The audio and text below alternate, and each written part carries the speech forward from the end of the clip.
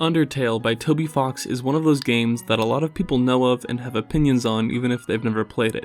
Upon its release, it became popular to unprecedented extents, and many innocent denizens of the internet were assaulted by its fanbase, who were extraordinarily toxic and believed adamantly that everybody ought to play it. So very quickly, people either loved the game or hated it solely because of the fanbase, but that attitude has died down. Now it's still very often the subject of memes, which, you know, I like funny internet memes as much as the next guy, but I often worry about the game not being taken very seriously, because despite everything, it is one of my favorite games of all time. There are a lot of reasons for this, and I've thought a lot about why it resonated with me so much when I played it at the ripe age of 16 in 2015. The core concept, as described in its release trailer, is that it's a friendly RPG where nobody has to die. In this way, its existence is a commentary on how games of this genre are normally played. In a traditional RPG, the player controls a character or characters and fights through the world, killing creatures to level up and be able to kill even stronger creatures. Of course, that's a gross oversimplification, but the point is that Undertale posed such a major departure from the core mechanics of RPGs that it was extraordinary. It takes the expectations that many gaming audiences have developed over years of playing similar games and subverts them by inviting the player to think deeply about the implications of their actions and the mechanics of the game. Not only by urging the player towards pacifism, but also by making the choices of the player matter to extreme extents. Certain actions you take are remembered by the game forever, no matter if you quit and restart. When playing Undertale, you are as much of a character as the ones on the screen. As someone who has played far too many games for a lifetime, I find that level of commentary incredible. It's a work of art that you can only experience in the video game form. No book, movie, show, or whatever else could replicate the feelings accompanied by playing Undertale for the first time. It has touched me on a deeply personal level. Again, I played it when I was 16, a very developmental age, of course, and I remember tearing up when I beat it for the first time, and these were tears of amazement and joy, and since then it has been a major source of inspiration for me. If I ever met Toby Fox in person, to be honest, I think I would be too starstruck to say anything. In the same way that my love for Cave Story is heightened by the fact that it was developed by a single person, Undertale accomplishes a palpable feeling of unity, with all of the music and art and writing largely being created by one person. The game's story follows a human child who falls into the underground, a large, secluded region under the surface of the earth where monsters dwell. Prior to the events of the game, human and monsters once lived in peace on the surface before war broke out and monsters were banished underground. The only exit is a magical barrier which monsters cannot cross because their souls are too weak. This barrier is located deep underground in a castle belonging to Asgore, the king of the underworld. A human soul, more powerful, could traverse it, but alternatively, the barrier can be destroyed using the power of 7 human souls. It is learned early on that Asgore is already in possession of 6 human souls, so the player character is the last thing stopping the monsters from being freed from the underground. This backstory is where the cutesy art style and the comedic dialogue is juxtaposed with surprisingly dark themes, because the implication is that the monsters have already killed 6 human children. This juxtaposition is, in my opinion, one of the greatest successes of the game's story. The game's themes might seem very shallow to outside viewers at first glance, with one of the major lessons that it tries to impart being simply to be friendly to people, even if they oppose you. But this life lesson is made to be even more significant after considering the history and the relationship between humans and monsters. It is quickly established for the player that you are the villain from the monster's perspective. In a way, you are the stereotypical final boss. Undertale's other major theme that needs to be addressed is choice. There are 3 major routes of Undertale, and it's impossible to give a full critique of this game's story without at least mentioning this divergence. There is the pacifist route, where the player does not kill any monsters, the neutral route, where the player maybe kills some monsters on the journey, and the genocide route, where the player literally kills everything in their path. While the game very clearly urges the player towards the pacifist route, the genocide route is interesting in that it is how RPGs are normally played. If the player were to treat it like any other game and completely ignore the lessons that the character Toriel teaches you early on, then it's very likely that they'll enter the genocide route and be punished by the game in a way of receiving a much more somber and depressing experience, not to mention difficult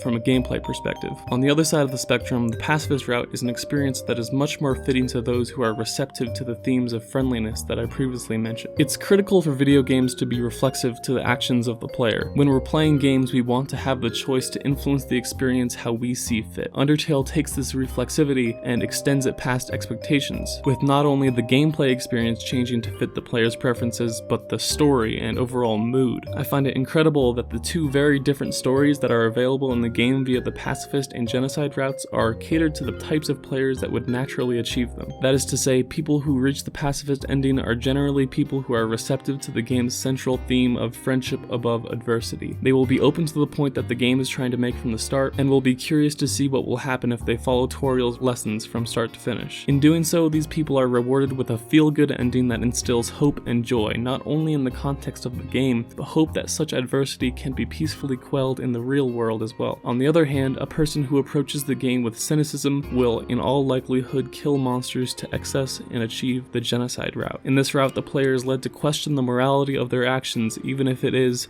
as the player would most likely think, just a video game. And if this level of thoughtfulness isn't what the player is looking for, they would probably find enjoyment simply in the difficulty of the route. This type of reflexivity is what makes Undertale's story stand above so many other stories with diverging paths. It simply could not exist without these intricacies of choice. A linear story just wouldn't work, because to rid the player of the choice to spare the monsters that they come across would lessen the weight that that decision comes with. That emotional weight that stems from choice is the crowning achievement of this game. My main goal in writing this video was to communicate why I love Undertale as much as I do. The game has been out for a good while now, and if you haven't already played it, maybe you've decided you never will, but regardless, I did my best to avoid spoilers for those who decide they want to look into it. An unfortunate side effect to the resurgence that the game has seen in the form of memes is that some spoilers are almost unavoidable. All it takes is googling Sans Undertale to see that there is a boss fight with that character, something that you can tell is supposed to be a surprise. It's unfortunate because I firmly believe that it is something best experienced when you know as little as possible going into it, but with the grand scale of what the game has to communicate to its players, it's certainly worth playing even in the face of some minor spoilers. If you're open to it, maybe Undertale will impact and inspire you as much as it did me.